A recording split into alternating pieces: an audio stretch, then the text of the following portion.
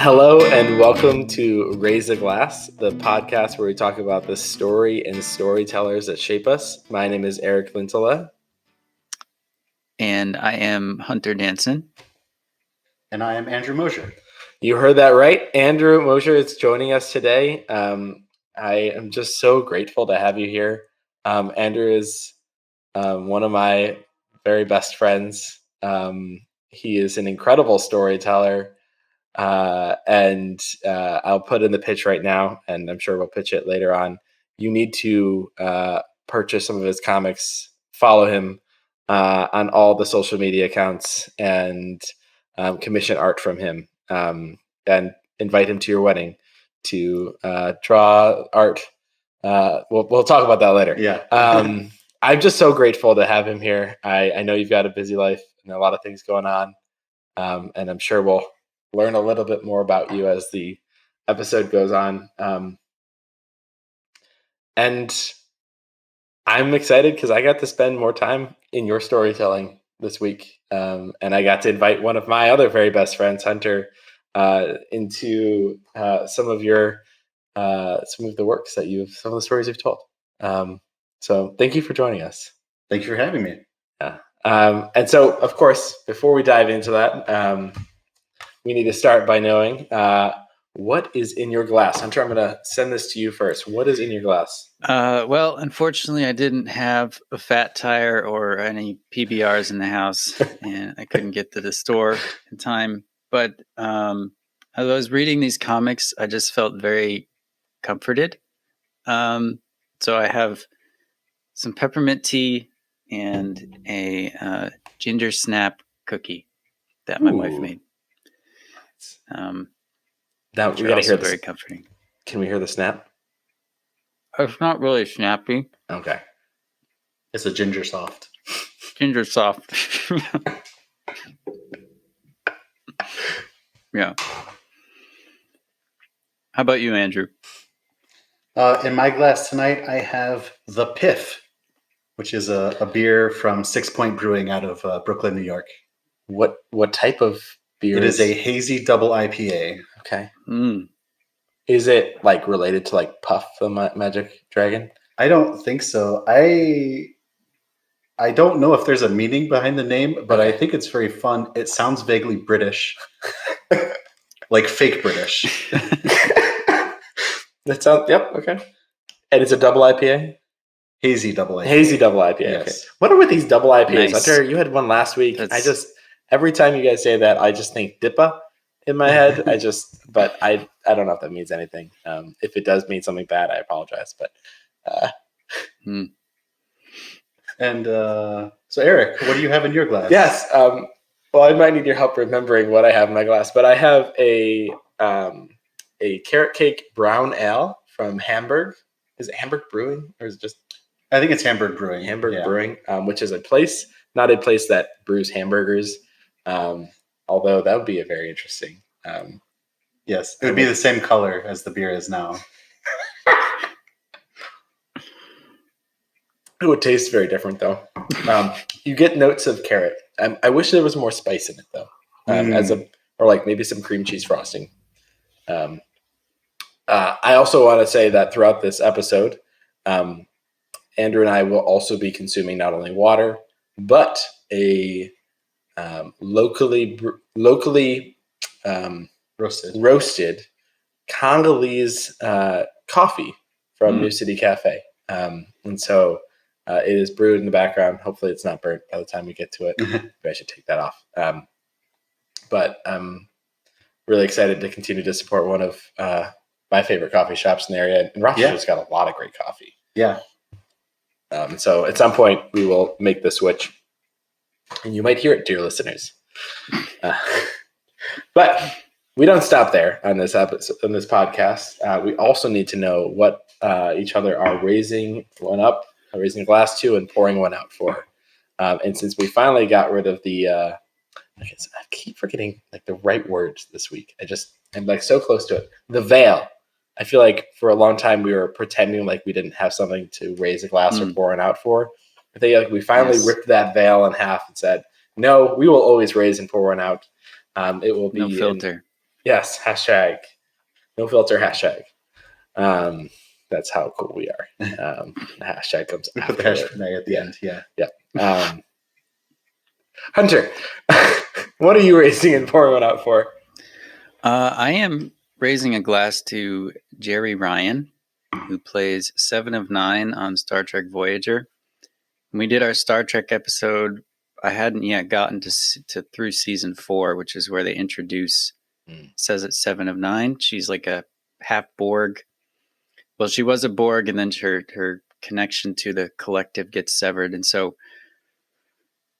But in spite of the fact that they put her in 4-inch heels and a costume with a corset, like she delivers an amazing performance and gives the character so much depth and really explores her humanity. And she just like elevates every scene that she's in, including some of the recent Star Trek Picard episodes that I watched. I started trying to watch the first season, but I am pouring one out for the logistics of visiting family and visiting friends and not actually visiting, not the visits. I want to make that clear, but the logistics, like figuring out the dates and the times.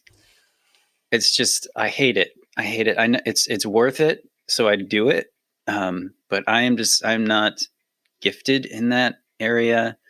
I have to look at my calendar like every time someone asks me something about a date, and it's just a chore. But it's worth it in the end. Kids make this all so much harder, so much easier when you weren't married, didn't have kids. Like, just show up. At least that's your calendar might be more empty, but your capacity to go out and do something is also reduced in equal measure. So it's simpler, but just as hard to actually align. Mm-hmm. Mm-hmm. Yeah. How about you, Andrew? Today I'm going to pour one out for self-control or a lack of self-control. And for me, I'm thankfully at the tail end, but I've been in kind of a slump where I've been consuming rather than creating. And so I've been, and I'm not even consuming, world-class literature like you guys do on this podcast. I've been watching a guy play video games on the internet. So it's not even enriching in any way. And I've been losing a lot of time. So I'm going to pour one out for that. But related, I'm going to raise a glass to rediscovering music from earlier in my life. The album that I went back to this weekend was Flaming Lips, Yoshimi Battles the Pink Robots, which came out when I was a freshman in college and was a very big album for me that year. I played it a ton of times, but I lost track of it and I haven't listened to it in probably almost 20 years. And it's really good. It's really good. The whole album holds up. And I was able to put that on and turn off the videos and get some drawing done. So nice. Definitely raise a glass to that. That's great. So Eric, how about you? I'm just thinking about what I would go back to, and like it doesn't all hold up. Yeah, well, it kind of shows the nerdiness of myself and my freshman roommate. We were paired together. We didn't. The one thing, the two things we had in common were like music. He was a guitar player, I was a bass player, and Lord of the Rings. We both love Lord of the Rings, and so on my iPod Touch, with like in the iHome, like which is still in my basement today, I would just put on like random, and that would wake me up like at my alarm. And there were multiple times when we were both woken up to like dum dum dum dum dum dum dum dum dum dum dum dum, or the Shire theme song. There is like, I guess that's what I'd go back to. Which I think it still holds up. I found the song Move Along by the All American Rejects recently. And I never listened to the All American Rejects, but there was a Halo Machinima music video of Move Along by the All American Rejects. And it holds up. The music video, not so much. The song really holds up. But Cool.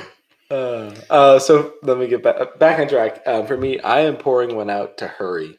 I think this was pretty similar to what I was pouring one out for last week, as I got a slight bump, fender bender, in which no fenders were actually bendered.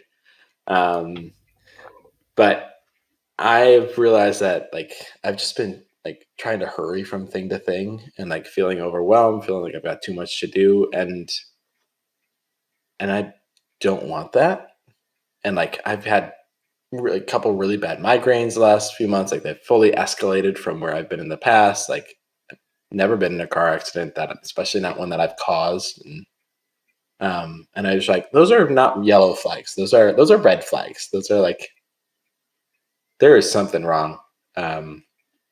And after listening to many friends recommend it for a few years now, started listening to the Ruthless Elimination of Hurry,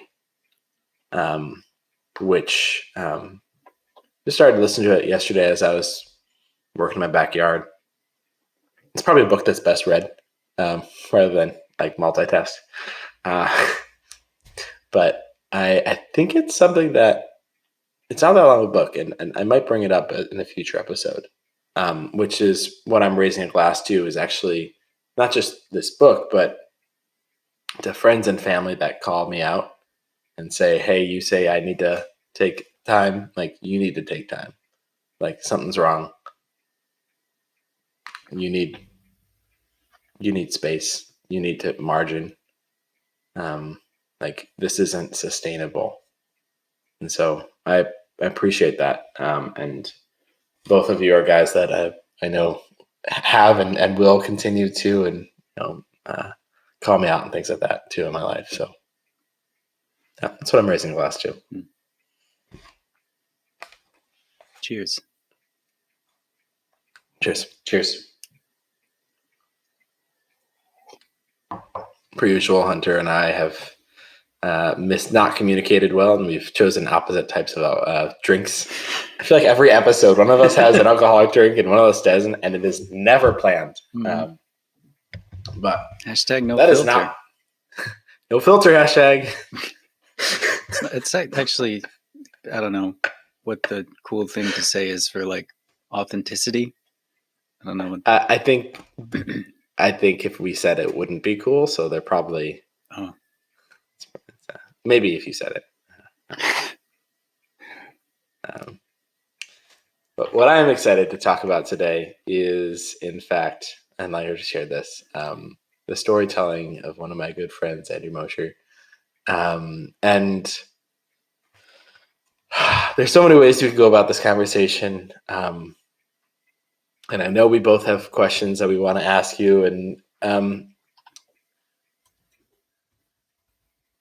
And I want to give you a first word. So, is there anything you want to share just to open up the conversation? And then I want to ask Hunter what his thoughts are. So, because I've experienced your art, I've been with you in some of this creation process, not as a creator, but just seeing as things have gone along.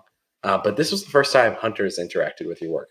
But before we ask him, I want to make sure in this episode we give you the first and the last word. So, is there something you want to open up with? Yeah. So first, I'll just say thanks for having me on the podcast. It's really cool and intimidating to have my work kind of looked at seriously and not just looked at flippantly. It's really cool. So mostly with my work, for me, the thing that binds all my pieces together. So we're going to be talking about some comic books, some comic strips, and some paintings today. So I've worked in kind of different fields of illustration over the years. And the thing that always comes back to me that's interesting is just capturing a quiet moment, a moment where the character in the scene is thinking something that only they can hear. And usually you can tell what's going on by looking at the picture. And from looking at the context clues, I like to put a lot of details on my pictures. But yeah, so as we go through this, and hopefully it was evident as you guys were reading my comics and looking at my stuff, it's really just about what's going on the inside in a quiet little moment. our internal thoughts. Oh, I love that. Capturing a quiet moment. Capturing something only they can hear. Only the wow. It's about the connection with what's going on around them, but also inherent in being a human. You can be connected to everything around you, but you are also isolated because no one else can hear what's going on inside your head. And so it's the both sides of that coin. It is the connection and it is the isolation. I just thought of something as you were saying that, and I know I want to get Hunter's thoughts, but page 15 of Regular Life, which we'll talk about this, but it's right where it opens.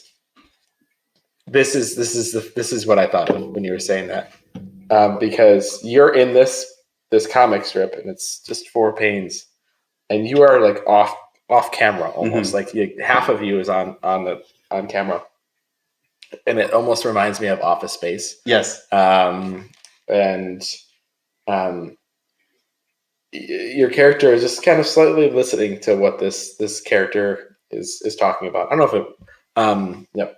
And the only thing you say in the whole thing is, you do this little laughing, and it's just such a good job. Before I talk about it, say what it says.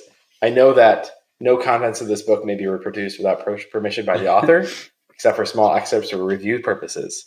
Yes. Are we allowed to? You have my permission. Okay. You can read the words in the book. Okay. It's okay.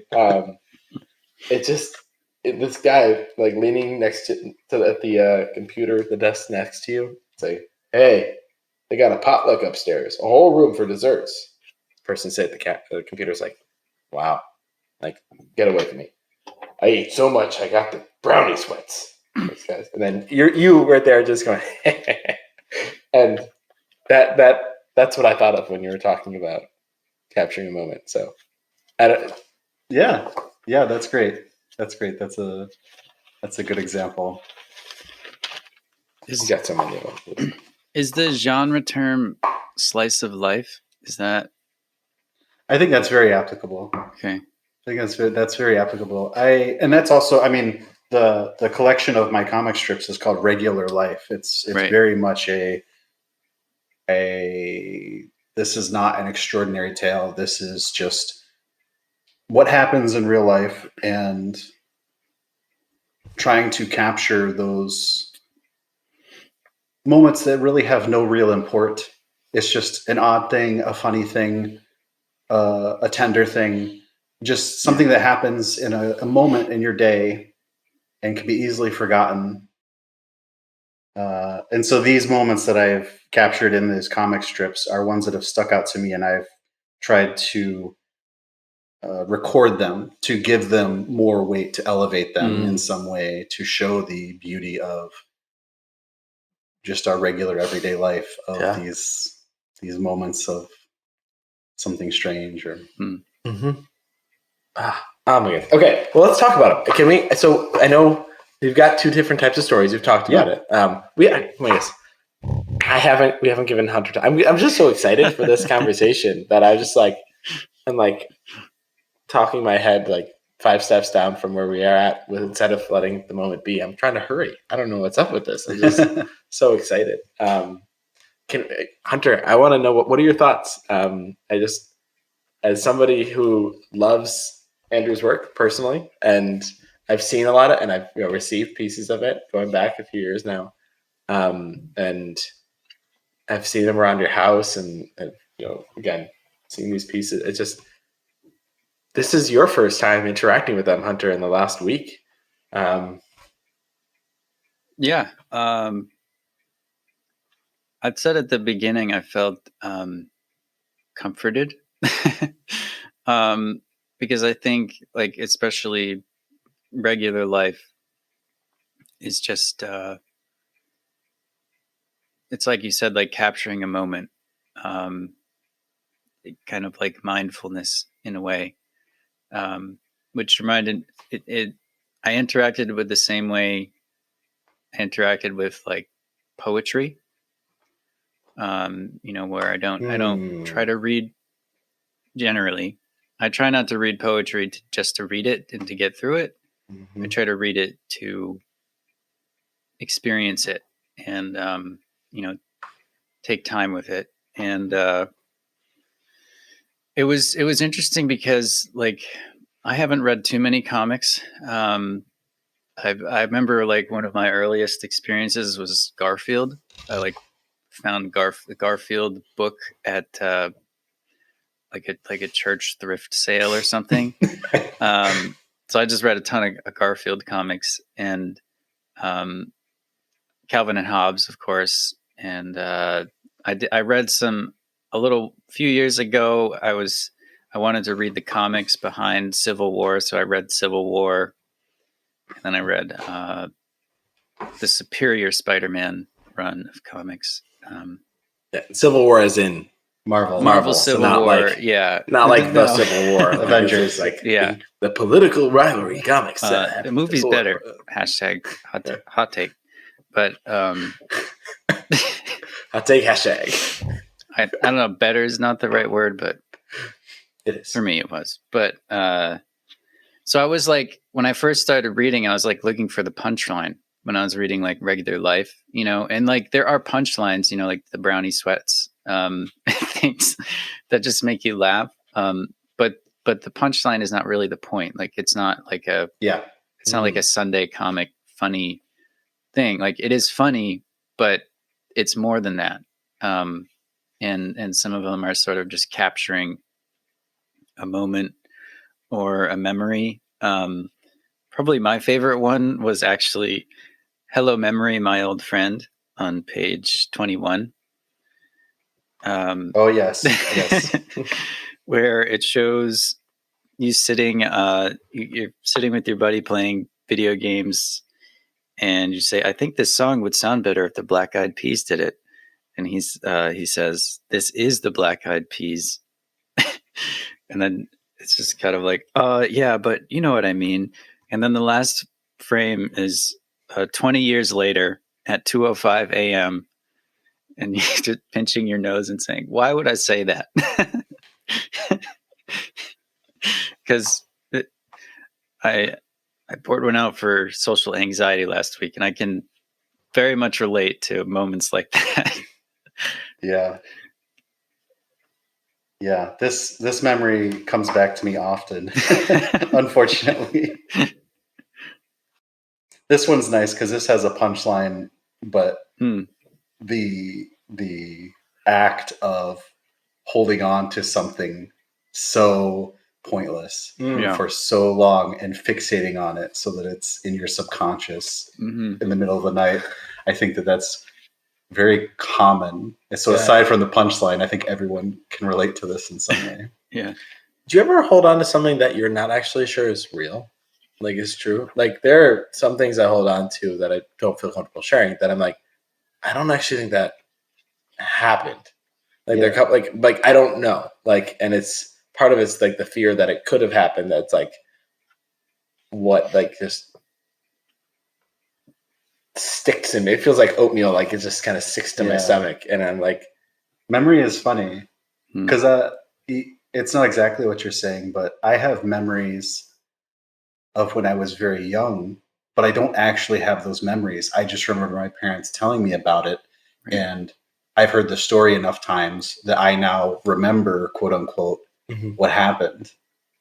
And it feels like any other memory, but I know that at age 18 months, I don't actually have that memory. My brain didn't work that way yet. Yeah.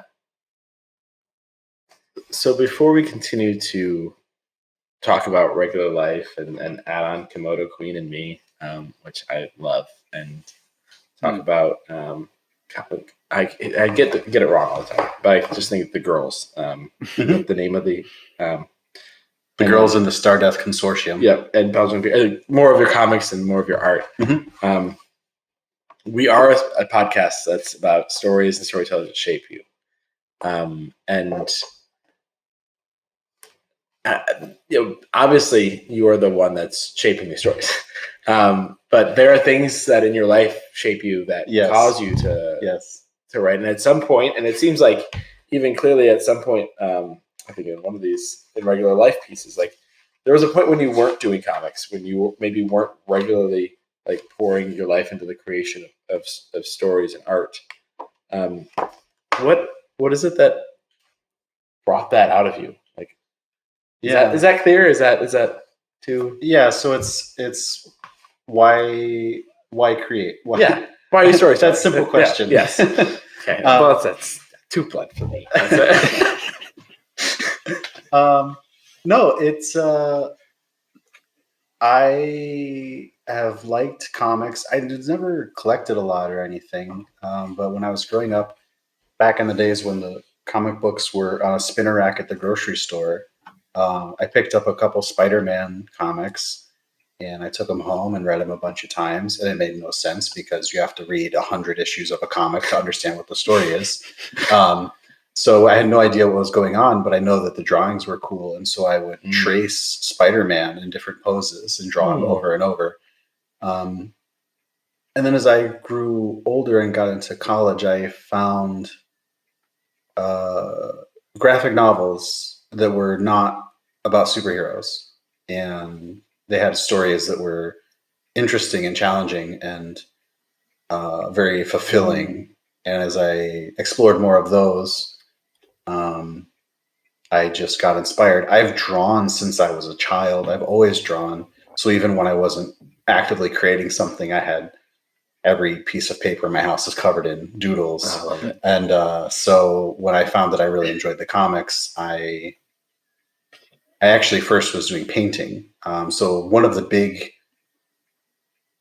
creatives that have influenced me the most is a guy who goes by Scott C. It's Scott Campbell, and he is an artist and a video game art director. And he designed all the characters for Psychonauts, if people know that game. And he has a very distinct art style that looks like a child drew it, but it's good. Mm-hmm. So it's clearly not a child that's drawing it, but he captures the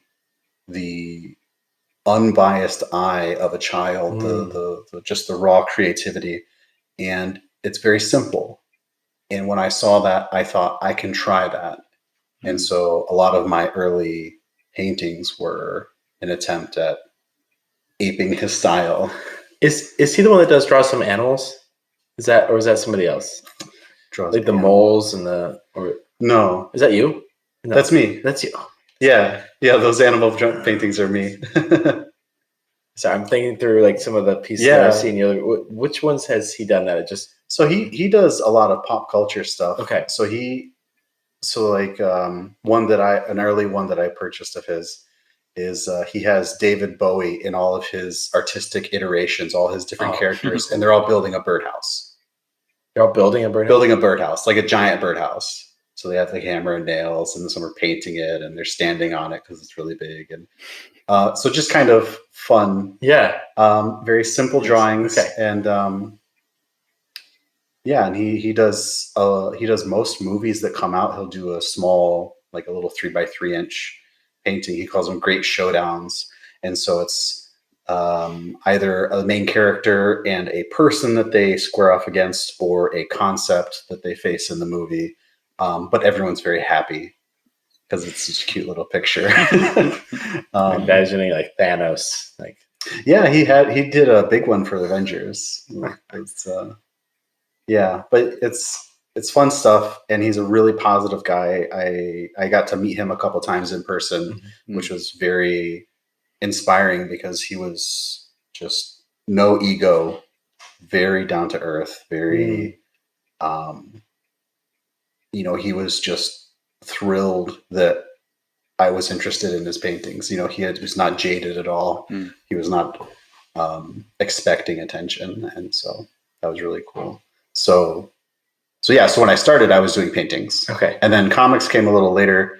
There's a cartoonist named Brian Lee O'Malley, a Canadian cartoonist, and he made Scott Pilgrim versus the World. It started out as just Scott Pilgrim, and there were 6 books in the series, and between books 5 and 6, the movie came out. And I started reading those. That's when the 3rd book came out. Okay. And those were a huge eye-opener to me because they were very exciting stories but it was, and there was a lot of fantastical stuff going on, kind of extra than realistic. You know, it was very video game inspired. Yep. But the story was very grounded. Mm. The story was very human, and it was about dealing with our past, dealing with past relationships, baggage that we hang on to. Yeah. And his art style was just really catching to me. So even to this day, so many years later, when I see people at art festivals, they'll ask if he's an influence on me. Really? Because he was really a big influence. And those books are the reason that I started to make comics. Mm. Wow. Thanks for sharing that. It's making me want to go back and read and see and look through more of the pieces of people that influenced you. So Scott C is everywhere online. So, and his stuff is very easy to find. For Brian Lee O'Malley, I would actually say that the Scott Pilgrim stuff doesn't hold up as well. Okay. For me, I think the art is really good, but the story is, I don't really love as much when I read it in recent years. But his kind of follow-up to that, which is completely unrelated, is called Seconds. It's a standalone graphic novel. And that is really, for me, that came out around the time that I turned 30. And it's about a character entering their 30s and about, like, basically what does it mean to become an adult and to have responsibilities and to try and avoid that and have to inevitably face up to the consequences for your decisions. That's a really good book and a really good story. I think it's very mature. Okay. Thank you. I don't want to be the only one asking questions, and so I want to give space for Hunter, because as many of us might know by now, I definitely talk a lot and push my voice to be heard. So I want to make sure we give some space for Hunter. That's right. I have all of the editing controls, so.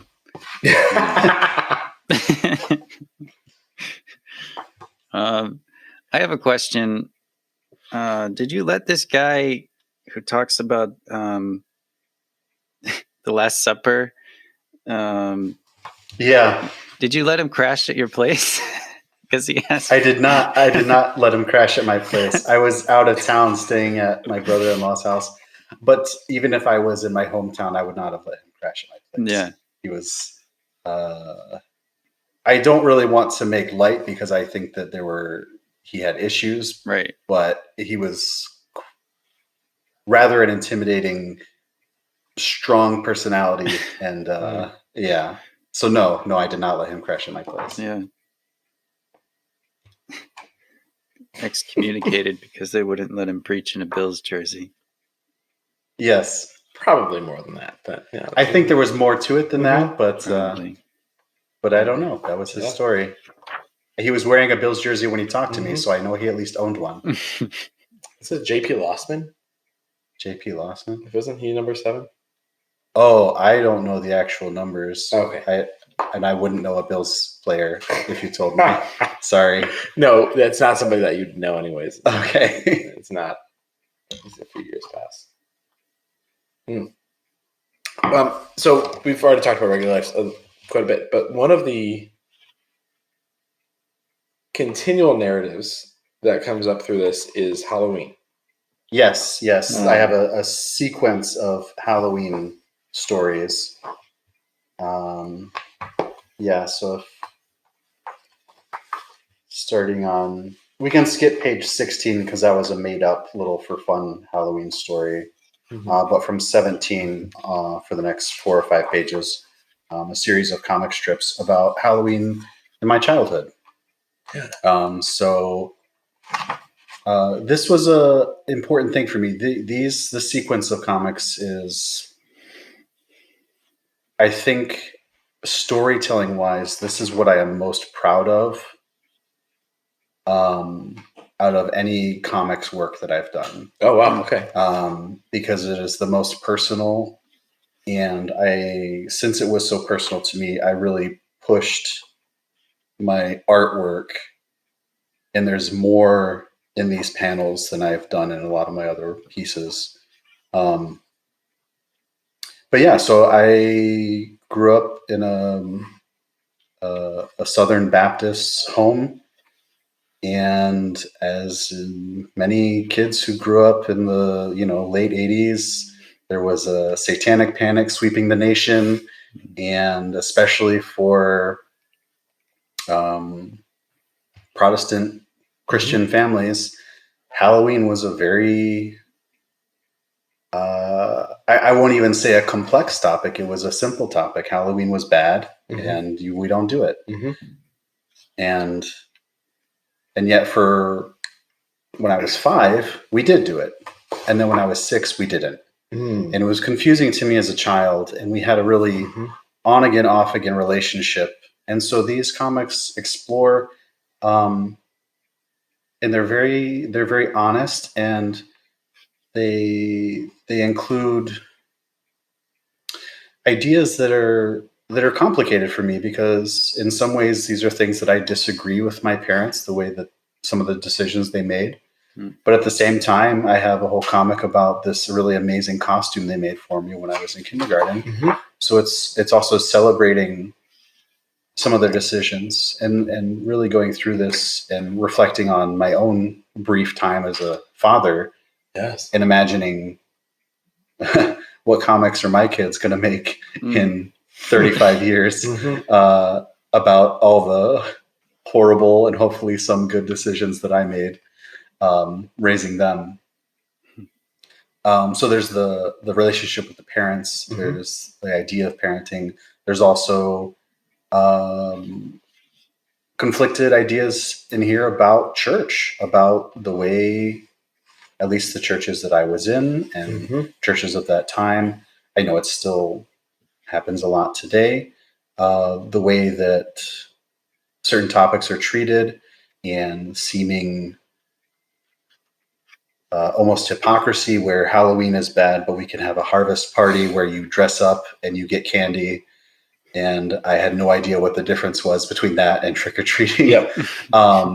But somehow it was more holy. Yeah, when I made these comics, my wife took me aside when I made the first couple and told me that I can't make these because how are my parents going to feel when they read it? And I would hope that they would see it the way I see it, where I'm not condemning them. I'm not saying they gave me a bad childhood. I'm just saying that it was confusing. And I think for them as parents, it was confusing, because in one church we were in, Halloween was okay, and the other church it wasn't. And yeah. I felt like it. Thanks for sharing that. Sorry. No, go for it. Go for it. I didn't really feel like, I didn't feel condemnation at all when I was reading them. Good, because that's certainly not the intent. Actually, Halloween Lord was one of my favorite ones. Which is one of the first ones. In the 80s, there were knockoff Transformers called the Rock Lords. And your parents made you a paper mache boulder. And it shows this in the frames. And then on the last one, it shows the transformation that you can do. Which is just really, like, you communicate it so well, really simply in the drawing. And it's really cute. I really liked it. And like the Harvest Party one too, like I went to a church that was conservative, but it wasn't like, I mean, maybe it was a different era. But they did Halloween, but like sometimes when you're in a youth group, because you do different things for fun than maybe what your peers are doing, like we played lots of like really weird and silly games that our youth group leaders usually trying to play pranks on us, which is very fun. But like, I feel like so much of the conversation about youth groups and Christian communities and things is political. But like, I grew up in a youth group and I had lots of fun moments. That's like my childhood. And this is celebrating that and showing it. And like, I can honestly say, I don't think I've ever encountered like any other media that has tried to do that and show that, kids in youth group are kids too. Yeah. I don't know if that comes across. I don't know if I'm clear enough, but I appreciate that. That's great. I was reaching with this because I was a kid and these are the things I did and I had a lot of fun and some of it was confusing, and as an adult I understand some of what happened and some of it I don't, and it doesn't mean it's the best, it doesn't mean it's the worst. Right. There was a lot of good.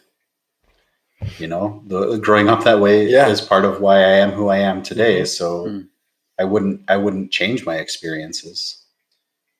I really like that you leave the conversation open. And I feel like that's something you do throughout so much of what you do. So much of you don't say, this is how you should think about it. Yeah. Because so often, and I find myself doing this all the time, I feel like I need to know why, or like have an answer why. And sometimes there isn't an answer. And that's really clear with parenting, that sometimes the answer is today we'll do this and tomorrow we'll do something different. And I'm sorry for confusing you, but I also don't know what. And like you say it, like, while it was a little confusing why we did that, we really had a lot of fun. And there doesn't need to be an answer of like, this is. There's not an answer in life. There's and I forget. I hesitant to say this because I don't remember who to attribute the quote to, but there's this idea that, especially in comics, if you have a message and you're trying to deliver a message, leave that for the preacher. In the comic, you just want to offer up some ideas, but you don't. There's not some answer that you need to push. I don't feel myself that I have an answer, especially on this Halloween topic. There isn't a perfect way to figure it out. So I didn't want to manufacture something. I didn't want to put it in there. Yeah. I'm also noting, as you were saying, that you put more work into these panels. Yeah. I been paying attention to them even more specifically. Yeah. And a couple things stand out to me. Well, 3 things stand out to me. The first is the shading. Yes. I really like the way you shade things, and like the way that even with just black and white, you make it so clear, like how dark something is. So when your family decided to turn the lights off on Halloween, you shaded your house so that it looked dark, and then you shaded your family so it was still dark, but the TV was lighting things up. Like that's. I don't know if I've paid attention to that before, but I noticed that, and like it impacted me before I noticed that it impacted me. Yeah. Especially, go ahead. No, I was gonna say, especially, I also love. This particular paint, not Halloween. I just think it's just how there's a lot of things going. Is this portraying a particular movie? Because This Island Earth. Okay, is that the one where there's the song that blows all the aliens' heads, or is that a different? That's a different. No. Song. Silent Earth. Okay, I've seen this Island Earth. Yeah, it's from the late 50s, early 60s. Okay. If you ever watched the MST3K movie, it's the movie they watch. Okay. And is it scary? Is it scary? I guess nowadays probably not by nowadays standards. Okay. It's not. I don't think it's intended to be scary. Okay. There's 1 or 2 scenes. So in this comic, I'm portraying one of the scenes in the movie where there's this, I forget the name of it, mutoid or some alien monster that's threatening our hero. That's about as tense as the movie gets. It's a guy in a rubber suit shambling towards a guy who's in a 1950s jumpsuit. So Okay. That's good to know. You can handle it. Okay. As a person who doesn't, I can. And then you're saying that the other piece within this particular panel, and like I said, there were a couple of things that stood out to me, but like it was confusing, but we had fun together. We were doing it while wearing a Teenage Mutant Ninja Turtles like shirt, which to me is like that whole like piece of like, and this was okay. Like, yeah, like Teenage Mutant Ninja Turtles like is okay, but dressing up like Teenage Mutant Ninja Turtles is not okay. You know, and I just, to me, I was thinking about that as like a, and that's something, especially having kids. All three of us have young kids. It's not just Halloween. This is everything that is acceptable or that's not acceptable, and the consistency or the impossibility to be consistent across all things. It's, you don't even want to think about it too hard because none of it's going to make sense if you analyze your childhood. But I appreciate you saying about the shading. That's one of the strong points of comics is that it's not a illustrated book. It is words and it is pictures, and both tell the story independently. And so you get the complete feeling of what we're doing. Interesting. And so you said that you felt it before you noticed it. Yes. And that's kind of, for me, that's high praise, because that's the best you can do with a comic is achieve the feeling without them noticing that you're doing it. So that's, thank you for that. Well, I mean, thank you to you. Do you start with the picture or the words? Or is it the picture? Okay. I always do the picture. For regular life, I would plot out. So plotting is basically just, I would draw 4 little thumbnails because most of these are 4-panel comics. And so I would just draw really tiny squares on a piece of paper. I would know the memory or the event that I wanted to portray. And so I would think of some good images with it. Because, and this goes back to me drawing all the time and starting out my kind of more serious art hobby, side career, whatever, with painting and illustration. The image, for many years for me, the image was the story. And so usually the words, I might have a rough idea, or if there's a punchline, maybe I know what the punchline is. But it's the images come first, and I'm workshopping the words up until the end. How many like drafts do you usually do? I do one rough draft usually. So as I'm drawing the images, I will pencil in words into the balloons so I can size the dialogue balloons appropriately. And then I'll read it. And then when I go to ink it, I will decide whether I change the words or not. I am not a writer, I will say, despite having written comics. That's not my strong point. I like to tell the story visually.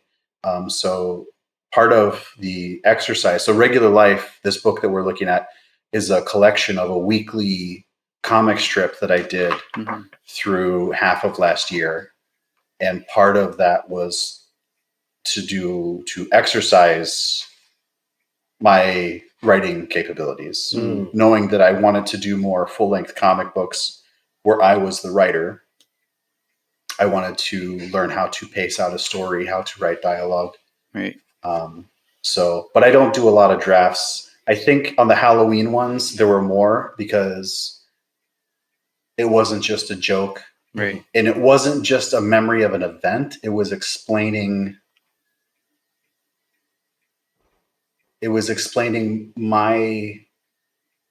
the act of remembering these events. It was explaining the way I feel and think now rather than just a retelling of the event. Yeah. So that was harder to capture the words correctly for those.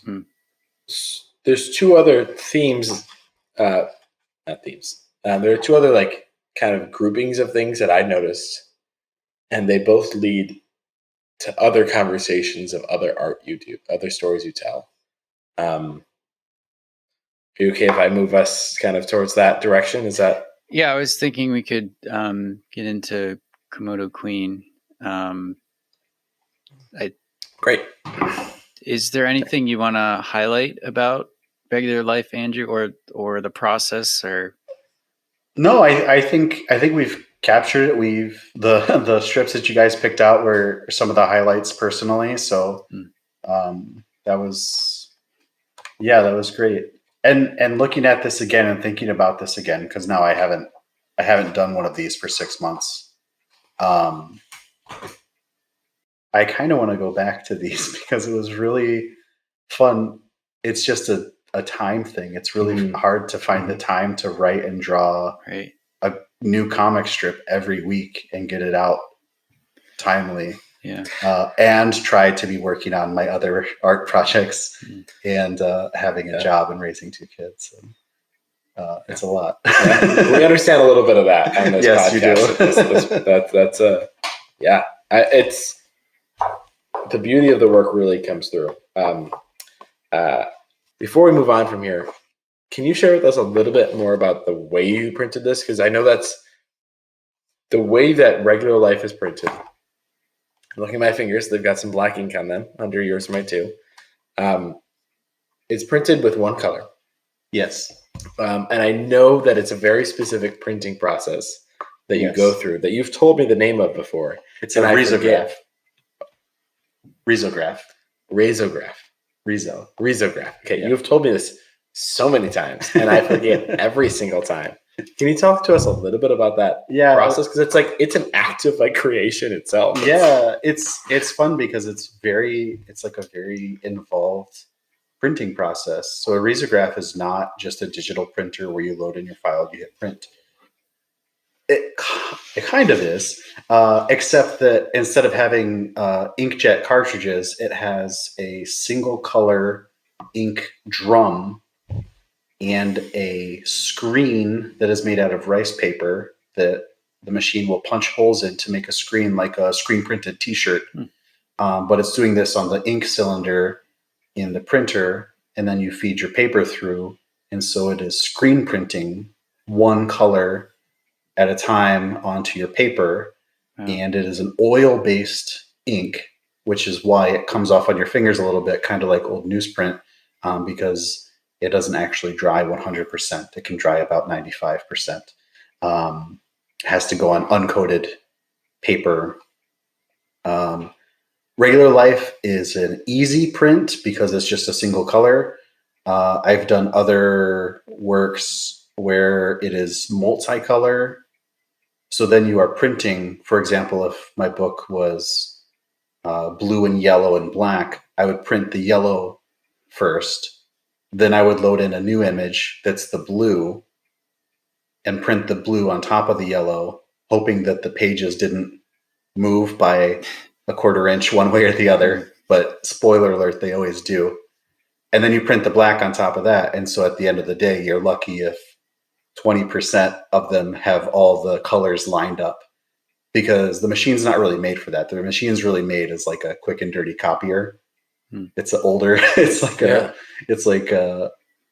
It's designed for use in like printing quizzes in schools or printing flyers at churches or like bulletins at churches, so just, it can print really fast. So if you needed to print 600 copies, it can do it in just a couple minutes. It prints really quickly. But it's not super precise. But there is a large group of people worldwide who are artists who love to use it, because you can tell by the way it's printed. In my file, everything is flat black, but there is so much character and tooth and texture to the blacks that are printed, and that is the character of the risograph. You get this wonderful grainy effect. And I think it looks beautiful. And so that's why I print with it. Also because it's fun to print and bind my own book. Eric helped bind with this one, so Nice. that was very nice. It's a fun process. I had a lot of fun. Yeah, It is. So like each one is a little different, right? yeah, because they're printed. So each one is going to be a little different. The way that the panels line up on the different pages are going to be different. The grain will be the same because that's just how it punched the holes in the screen. Then each book is bound by hand by Eric and myself. So the placement of the staples, the angle of the fold, all of that has some variance. It's Blood, sweat, and tears. Yes. I think there was no blood on this particular book. Okay, yeah. But yes, sometimes there is. On this particular book. I noticed one of the other books is red. So yes. Thank you for sharing that. That's a really interesting thing. I also realized I've said thank you for sharing that like 5 times, but I am very grateful. Yeah. So, and if people are interested, there's a local risograph club. So if people who live in Rochester are interested, or even if you live in other cities, sometimes libraries or there will be artist collectives or things that offer printing classes with risographs because it's as far as industrial machines go, it's a relatively inexpensive, especially on the secondhand market. So people have these are around, and people who have them love to share them. So if it sounds interesting to you, just Google risograph in your city and see if you have an opportunity to check one out in person. They're really fun. It's fascinating. it is. So there's 2 other groups of places that you are or interactions that you have that relate to some of the other things that some of the other work that you've done and some of the other ways that you promote your work. And the 2 that I notice are one, you and Tent at different art festivals. Yes. And I'd love to talk about that. And like, especially as with your art and the way that you've promoted that and the way that you kind of continue to share stories, especially with the little, the quick drawings you'll do of people. So that's the mini portraits. Yeah. And then the second one is music. Yes. I know music is a big piece of yes. you. Yes. You even just kind of shared that a little bit earlier in what you're raising glass. Right. And one of your other comic books,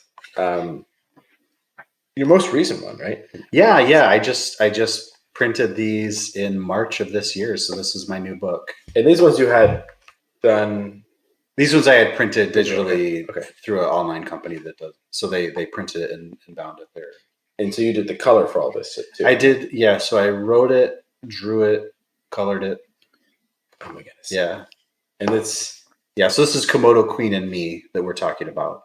Okay.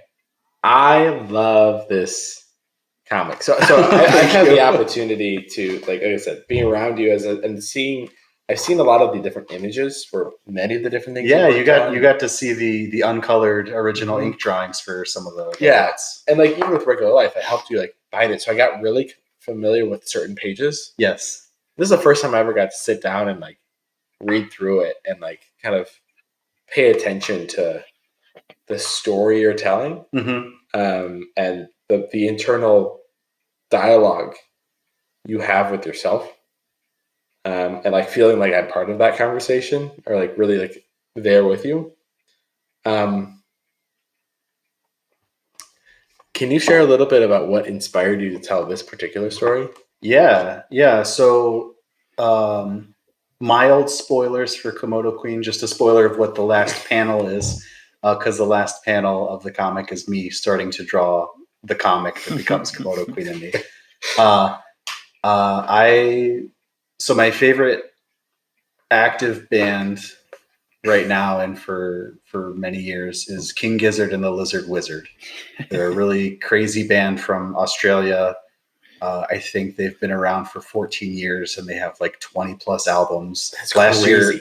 year they put out 5 albums. What? And all the albums are really good. How? And they're all studio albums, not even like a live album filler or anything like that. Did they tour at all? Yeah, they were on tour all year. Because I actually saw them on tour last year. They came to Rochester, which was crazy to me because they do Red Rocks, they do like stadiums. And they came to Water Street Music Hall in Rochester, which if you're local to here, you know that that's where like high school bands play. It's a really tiny club. It fits about 1,000 people tops. And they played there inexplicably. And so I got to go see them. And it was an incredible experience. But even just from the time I got there and was waiting in line, because I got there well ahead of the doors because they had a screen printed poster that was limited to I think 100 copies that was specific to this show in Rochester, and I really wanted to get that poster, and so I figured I better get there early if there's only 100 copies. So I got there 45 minutes or an hour before doors opened, and the line was already several city blocks long to get in the door. Crazy. And at that moment, I was already thinking, this would make a really good comic because there's so much. It's called Komodo Queen and Me, but it could almost be subtitled like A Regular Life Tale or something because it's really the same kind of idea where it's just noticing what happens. I was in that line for 45 minutes and I heard a bunch of different conversations. I saw different things happen. There's a fun little sequence with no words in the book where a kind of illicit drug deal or something goes down. There's just so many things to notice and so many interesting characters that I was just enthralled by the whole process of going to this show. And the band was amazing. King Gizzard is like incredible live. It was really such an amazing experience. I loved them already, but it was like almost a reintroduction hearing them play live and seeing the kind of energy that they brought to their live show. And it was just very inspiring. And music, as you see, it's in some of the regular life comics. And my first comic, The Girls and the Stardust Consortium, I did not write, but it is also the story of a band. Music is a big deal for me as someone who cannot play music and cannot sing on key, but I can appreciate music. So seeing them in concert was the big influence for this, but everything around the concert was really just a rich experience. Yeah, well, and most of this comic is not the concert. Most of it is before the concert. The comic is in 3 parts. So the first part is just waiting in line outside the venue. And then the middle part is just waiting in line for merch and then buying some beer. And then the third part, and so at that point you have like 5 pages of comic where the band actually plays. But each part is visually pretty distinct from the other parts. And each has its own feeling and but I think that's true of any event that you go to. It's not just the event, whether you're going to see a concert or a musical or a sports game. There is so much going on that is not just the event.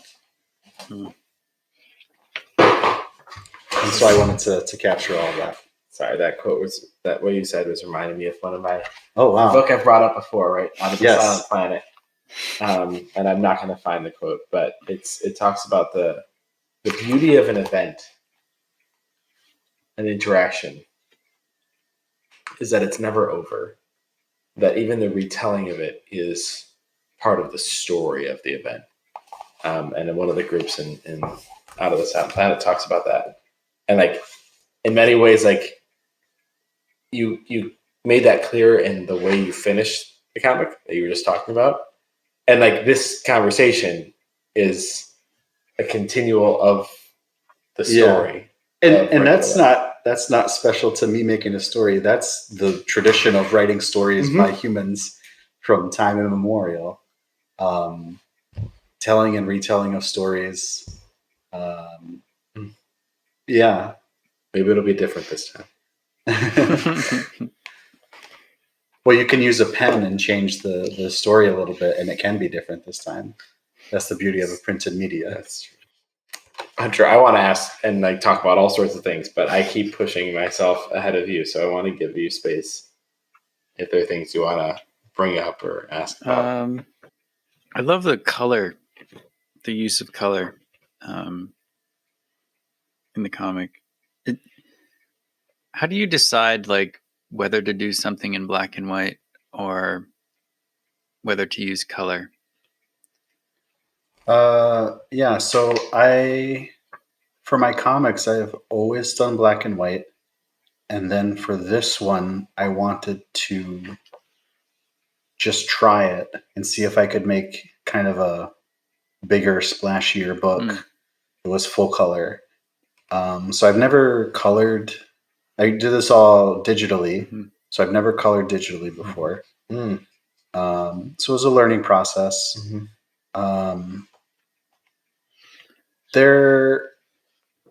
I really like how the book looks. I'm very happy with it. I'm very happy with the job that I did and the way the colors pop on the pages, and especially when you get to the band playing. Oh, it's this very we got to spend time talking psychedelic light show and visualization of music coming out of the instruments. It's amazing. That was very satisfying to color. That said, I will still make black and white books. I love the cleanliness of a pure black and white book.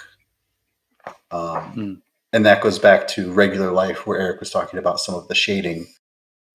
It's all there's only black and white. There is no gray in the book, but you get gray tones based on the way that you do the different lines in the book.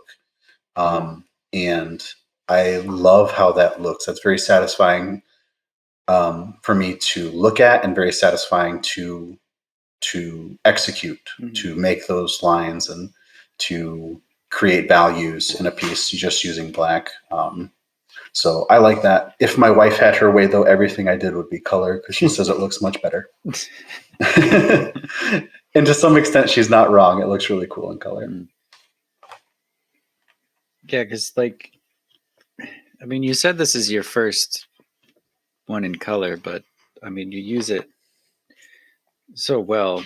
I mean, not just to create something that looks beautiful, but also like when they start playing Blue Tongued Skink, the whole crowd is blue, but your hair is red. So you use the color to highlight you in the crowd. And you do that in other places with like other people in the crowd who are talking. So that like it is visually beautiful, but it's also like clear. It's one of my favorite directors Guillermo del Toro would call it eye protein, not just eye candy. My favorite panel is probably this one. Oh, we can't go there yet. We gotta build up to that, Hunter. That is, we gotta start at the beginning. We gotta get there. That's probably my favorite panel. I think it's my favorite too. So, so do we explain what it is now, or people will just have to guess that we're looking at something cool? Okay, we can explain it. Can you explain? Yeah. So this is a shot of the band playing in the venue. They're up on the stage, and so it's the lead guitarist and actually they have two lead guitarists, so it's the other lead guitarist, and they're kind of jamming out, and there is a blue and pink kind of 60s psychedelic inspired lava lamp globules floating out onto the crowd, coloring the crowd in shades of pink and blue. Just as a visual representation of the music that is coming out of them. And it's a large panel. It takes up 2/3 of the page, and just kind of an open, kind of striking composition. This one was very satisfying to color. This one took me a couple iterations to get the colors correct. It's stunning. It's stunning. Thank you. It really is. It's And I haven't read the different comic pieces that you were talking about with Scott Pilgrim versus the World, but seeing the movie, like this certain aspect, is this the type of page that people see and like think about somebody else, or am I just completely off? No. So a good friend of mine who also enjoyed Scott Pilgrim, when he saw this panel, he said that was very Scott Pilgrim. Because especially in the movie, there is a scene with a battle of the bands. Oh, and they yes. have fantastical creatures created out of sound that are battling over the crowd of people. So it's definitely in my mind. Okay. And even just in Scott Pilgrim, it's a large part of the story is about a band and music, and there are musical numbers in parts of the book. And the thing people mostly say, though, is the way I draw my eyes. I've gotten away from it over the years as I've gotten a little more wanting to have my own voice. Okay, yeah. But for if you look at The Girls and the Stardust Consortium, my first comic book, the way I draw everyone's eyes in there is exactly the same way that they're drawn in Scott Pilgrim. Interesting. Okay. This is an entire world. Thank you for like opening the door to having a conversation, because like this is a world I don't know about. I've been to stores that sell comic books and I've read through them, and my dad loves Prince Valiant. I don't know if you've read Prince Valiant. I haven't read a lot of it, but the artwork on that is very, very well done. It's incredible. Very traditional, and it's got to be one of the longest running strips of all time. My dad calls him the oldest superhero, or the oldest continually running superhero. But like, there's continual running strips from 1945. I think 1945 or 1949, and like multiple artists. Yeah, and like they're now being released in like 2-year volumes, like hardcover. Yeah, and my dad has the first 28 or 29. As many that have come out so far. It's like through the 80s. Yeah, that's great. And it's just in those ones, it's all about the background. Like the entire story. Yes, there are no shortcuts to the art. Yes, Prince Valiant. Yeah, whether you enjoy the story or not, you have to be blown away by the artwork. Yes, and the piece you talked about, this page that all of us love, like has such beautiful visuals in the background. The other page that I just love, especially as a Rochester person, like I just love the opening. I guess it's the second full page. The Genesee River, a few blocks from the venue. It just it gives with the sunset and the view from the bridge over the Genesee River. Yeah, I mean, I'd love to see a little bit more Rochester architecture in your drawings in the comics. Yes, but the colors you use and the way that you tell the story in the background, and in this comic in particular, the people, like, I feel like you did not skimp on drawing people when you could have. I feel like it probably would have been really easy. So you'll notice the compromise I made with myself is that, and this is something Hunter pointed out, is using color to guide your eye to specific people in the crowd. Most of my crowd shots, the people are just colored in a flat, dark blue, like a low saturation blue. Part of this is so that when you look at it, you can read the image. There are people in the background, which if you want to look at them, they are fully drawn. They're very detailed. I did not pull anything in my drawing, but in the coloring, I wanted to simplify the drawing a little bit to make it easier to read what's going on and to know where you should be looking. And also, it was just too hard to color all the people all the time. I can't imagine. This had to take forever. It took me just as long to color it as it took me to write and draw the pages. Well, this one random person, like character who's not like, she has like 10 tattoos and all of them are colored differently. Yeah. One of the things I wanted to do with this book, and this was really a reaction to The Girls in the Stardust Consortium, which is a book where in each panel there is between there are a couple shots of the band where there are 4 people in the panel, but mostly there is 1 person or 2 people in a panel and no background. or an abstract background. And I really wanted to push myself with this comic to see what I could do. And so I wanted to put backgrounds in every panel. I wanted to put crowds of people. You don't often see crowds of people in comics just because it takes forever to draw. But it was important to the story. You can't go to a concert and cheat on every crowd scene. Mm-hmm.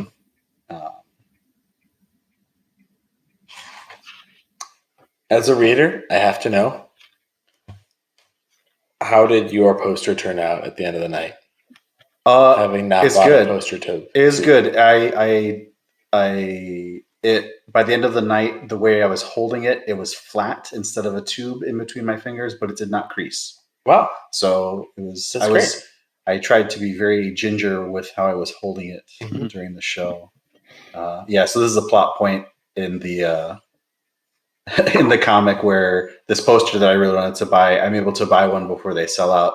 But then I noticed other people brought poster tubes to keep their posters protected, whereas I'm standing in a crowded music venue with people shouting and dancing and spilling beers, and I'm just holding my poster in my hand. Where's the flute from? Is that a reference to anything, or that happened during the show? So they pulled out a flute for a few songs. So there's this sequence where the lead guitarist puts his guitar down and picks up a flute, and the scene where he's playing with like the kind of 80s style color squares. That's probably my favorite single page of the comic. I'm very proud of how the colors and the line work turned out on that. But that's the sequence of him playing the flute and then trading back his flute for the guitar. I was thinking of Ian Anderson from Jethro Tull. Yes. With the flute. That's awesome. Yeah. Don't look at how he's holding the flute, Eric. I see you trying to figure it out. He's not holding the flute correctly. Okay. So he should have one hand on the other side of the flute so that it doesn't fall. But I'm still proud of the page. I was one of my best friends played the flute, and I was so Eric play the flute incorrectly. So I was just trying to. How do you decide where you're going to have a page turn? Because one of my favorite moments in this comic book is when you have the seemingly illicit sale going on. And it starts like at the end of a conversation with a guy who's way too jacked for his own good. And I don't understand his whole facial hair situation. I just don't understand him. And then there's this guy that's like, first you see him, his head's just like poking through the corner of the pane, just like looking each way. And then he's standing next to the street looking both ways. And I looked at this and I was like, he's about to pee. I was like, he is 100% about to like just start peeing in the street. And then I go to the next page and a car drives up and he drives up and he throws a little bag in there and then walks away. And you're like, and I feel like that's a purposeful decision. Yeah. So the page turn, if you do it on purpose, it can have a big impact because you can build expectation and then either deliver or subvert on the following page. And you can hide what you're working towards so that when you reveal it, there is more impact. And that was definitely very intentional there. I'm trying to think if there's some other good examples. The reveal from scanning the tickets to get into the venue, and then you flip the page and it's a double page spread of me small in the corner looking out at the whole entire venue and all the people. That was intended to really give a sense of how I was viewing this venue. Yes, it's a small, intimate space, but when I walked in, it was this grand, exciting place full of potential of what was going to happen and people everywhere. I just noticed you have the same character, the nun. Yes. Is in the second floor of that double spread. Yes. And like he shows up earlier on and you kind of French. Most of the characters in there you will see throughout. I tried to be consistent. That had to be so much work. In some ways it was a lot of work. In other ways it was less work because I didn't have to design new characters every time. I could just look on the previous page and steal characters that I liked. Is that easier? It's so the hard for me creating, and I'm sure this tracks across other forms of creation too. The design is a lot of the hard work. What does the person look like? What's their hair? What's their shirt? What's their pants? What's their shoes? Are they holding something? That is all. And then coloring on top, you have to figure out all these problems, all these details. And so if I can take away all the decision-making process and just draw, I don't have to engage my mind. And so I don't have to leave the zone, basically. So when you're drawing, or for you, if you're playing music, or a hunter, I imagine when you're writing, you can get into a state where it's just flowing. And if you have to make a hard decision or reconsider something, it interrupts that state. Yeah. Oh, I hate when that happens. Sometimes you get in the flow and it's like you can't do something wrong. It's just like, like even the mistake like is perfect. Like it's exactly what it's supposed to be. Yeah. So I tried, especially with these crowd scenes where I was going to make myself nuts. You know, this double page spread has over 60 unique characters. Yeah. And if I had to come up with all those, the page already took me forever, but it would have been too much work, especially because some of these characters are about a 1/4 inch high in the end of the printed page, and you can't really see. So a lot of comics creation is choosing your battles and where do you spend your time and where do you use at least some modicum of shortcut. Yeah, but you're not joking. I just tried to do a really quick count, and I probably missed the count, but I got 56 people, just like unique, that's crazy. And you didn't originally draw it this small, right? So this is like I don't know what size this is. Yeah, so a comic book is about 7 by 10 inches, and these were drawn at 10 by 15. So this double page spread was 20 inches wide by 15 inches high. What is it? So, what is it like to do that? Because like, how do you be purposeful with those decisions? Because like, there's also pages where there's a clear border around things, but like this double spread, it bleeds throughout. Like, but you know that you're gonna lose some characters. So I'm like assuming. Yes, you overdraw, but I also know the margins of the printed page, and so I overdraw, but I only overdrew by like 1/4 inch. So I know where the paper is going to be cut. With a relative degree of accuracy. So I'm not expending energy that's wasted. So do you sketch and then ink, and then do you like scan it to get it digitally, or? Yeah. So I do the whole book in thumbnails. So I drew every page at about 1 inch tall. I drew every page just with stick figures and the roughest outline of the story, not even real text, but just story beats written out. And then from there, I look at the thumbnail and I can lay out my page. And I do it all in pencils and then ink. And then I have a large scanner. And then I color it digitally,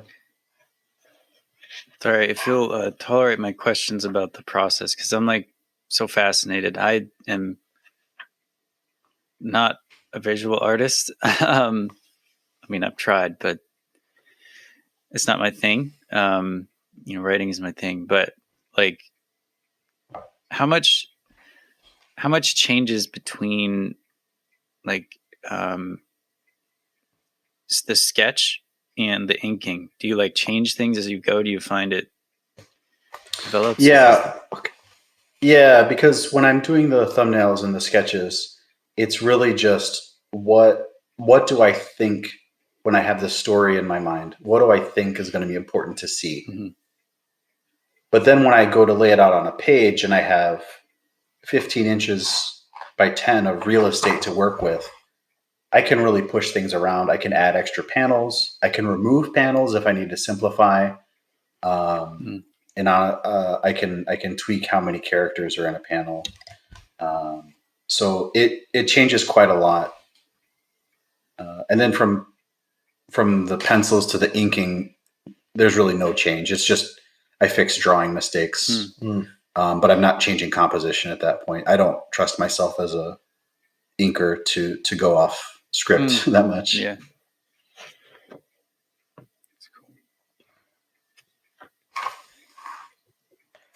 I love the way you talk about waiting in line. We've talked about this already. A lot of this is you waiting in line. Yeah.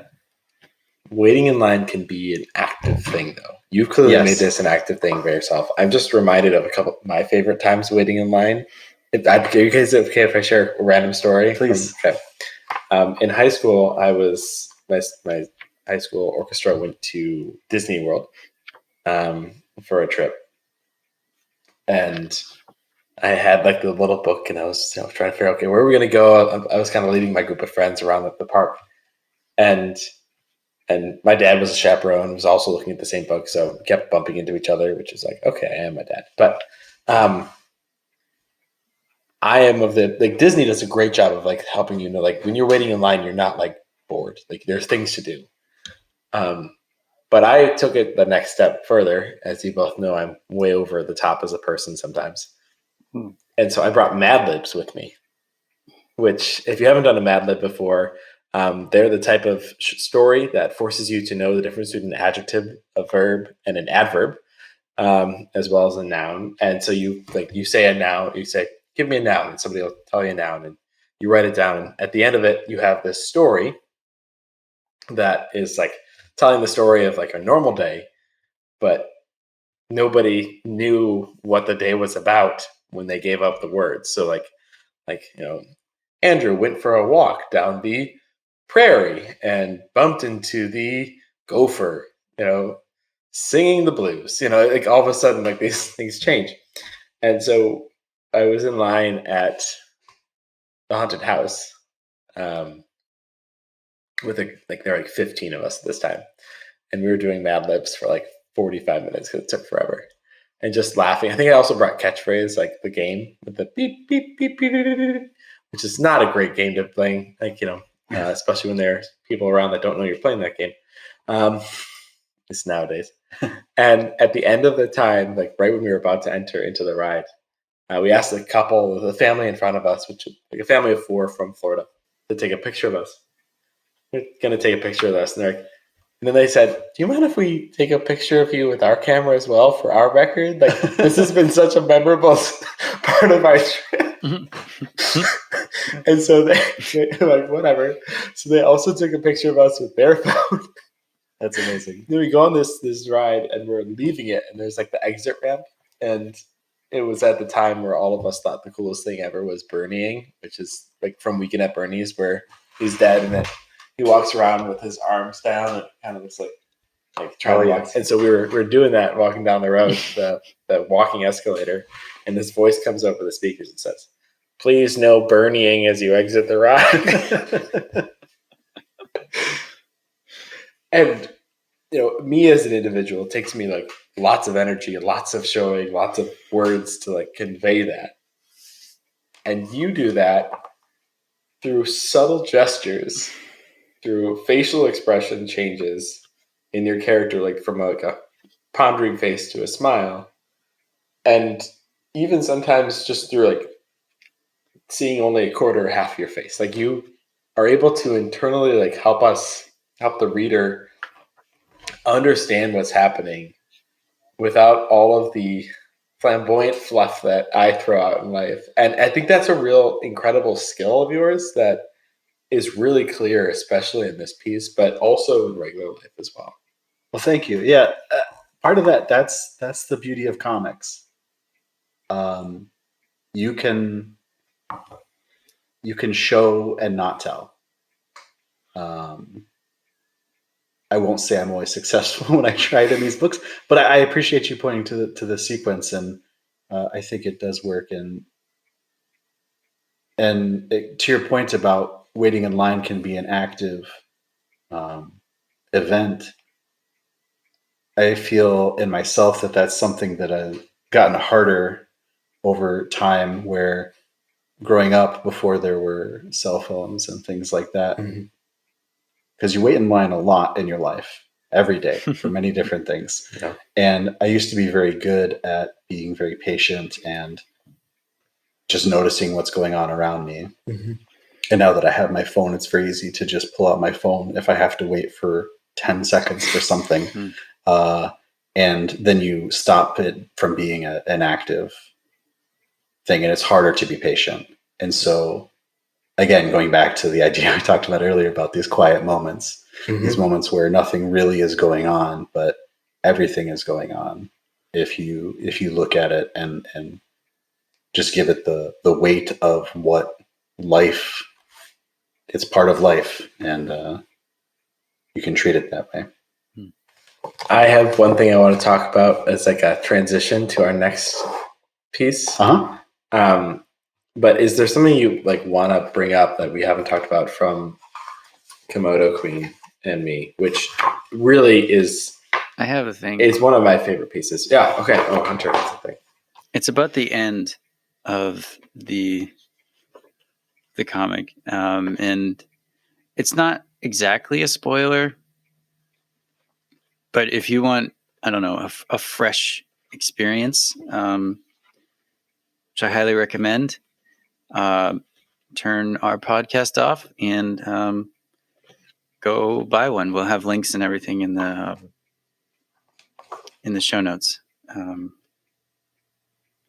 But I have been reading, trying to work my way through. I got a book of Poe's essays and reviews, like nonfiction. I worked through his theory of verse, and now I'm trying to work through his theory of poetry. But one of the things that he talks about is, in his opinion, the goal of poetry is, the ultimate goal is the elevation of the soul, like the experience of poetry elevating the soul. And the end of this, like,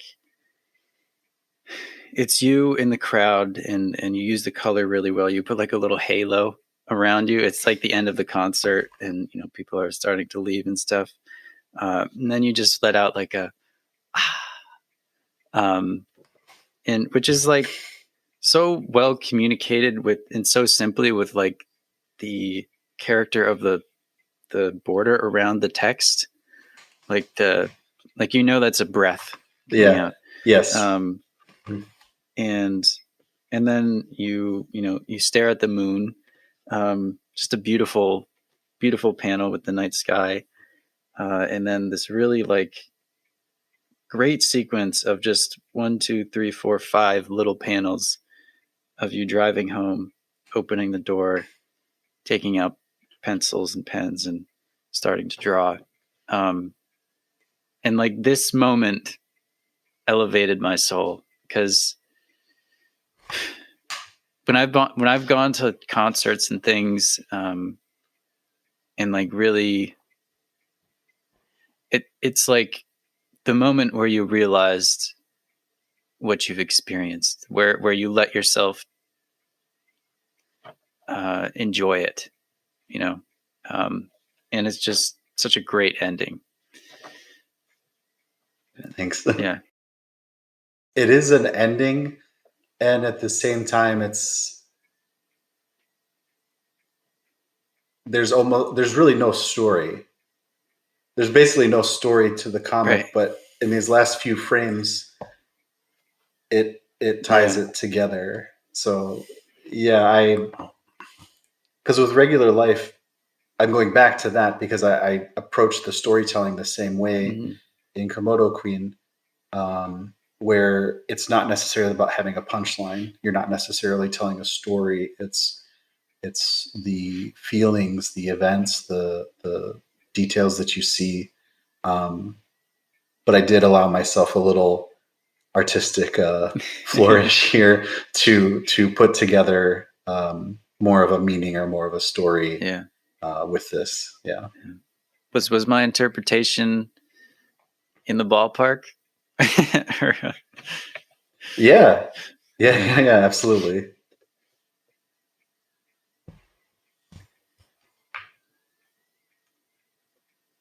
Is there a question that you wish people would ask you about art? The main thing, I'll cheat on this and answer a different question. Okay. So what I will say is that the main thing that people tell me when they talk about art is they say, "Oh, you're so talented, I can't draw." Like they can't draw. I wish I could draw, but I can't draw. And I wish that more people would just draw because I'm not born with something that makes me good at drawing. It's other than I pay attention to what's happening around me. And so I can pick up on some of these details. And that's what I like to capture in my comics. But other than having a curious mind, the actual act of drawing is something that children do. Anyone can do it. And everyone draws different. And so I think it's really it's a very open, easy level of entry. You don't need complicated or expensive tools. You don't need a team. You can do it by yourself. You can do it with materials you have in your house. And so the question that I wish people would ask me is really more just, I hope that when people see this, that they can feel like they can do something like this. It doesn't have to be drawing, but that they can see, especially with, as you say, the resolution of the Komodo Queen story is taking the events that have happened and then chronicling them and turning it into a work of art. I would hope that people would want to do that and take it a step further than just posting a picture of the event on Instagram or something, but try to create something. Have you tagged the band in any of the posts you've done?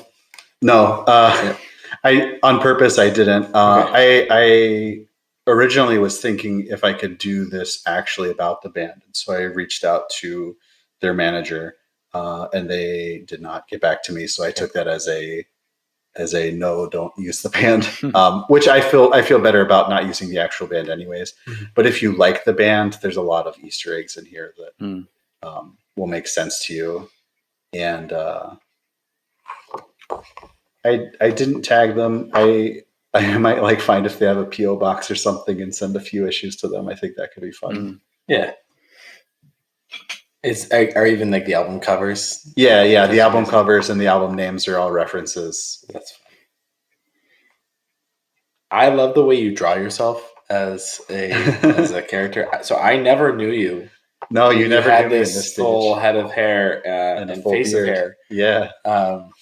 Yeah, so this is me. This is in Komodo Queen and in regular life. I draw myself the way I looked when I was 23. I had a big head of hair. It's kind of combed down, but it's puffing up on the top. Curls around the back, full beard.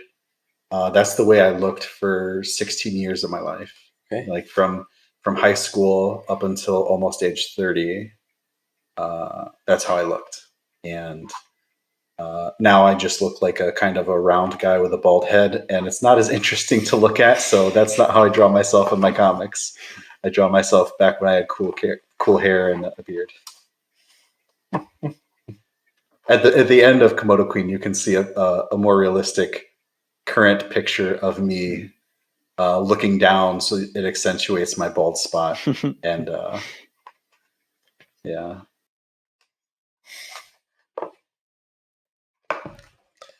I thought a fun transition to the next part of the conversation, kind of as we move more towards your art, and we can hit on a couple more of the shorter comics if you want to. would be there's this is a game that I'd find fun. Knowing both of you, I think you'll find this less fun, but I still I'm going to have you join me in it.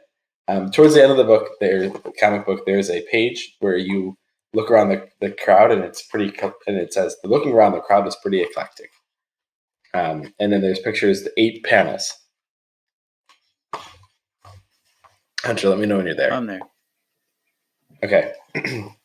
I thought it would be really fun if we created little names for what these characters were based off of what they reminded us of or who they reminded us of. I almost put that in the book. I almost put little captions explaining these people that I saw, but the drawings were already so small of them. I didn't want to crowd them with text. Okay, so this isn't like too far afield. No. It almost made it in the book.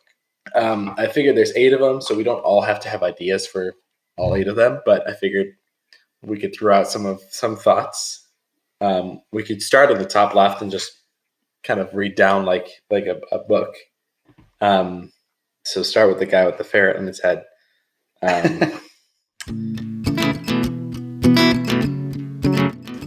Join us next time for the exciting conclusion of Eric's guessing game. If you would like to play along, you can go to the show notes and purchase Komodo Queen from Andrew Mosher's website. Thank you for listening.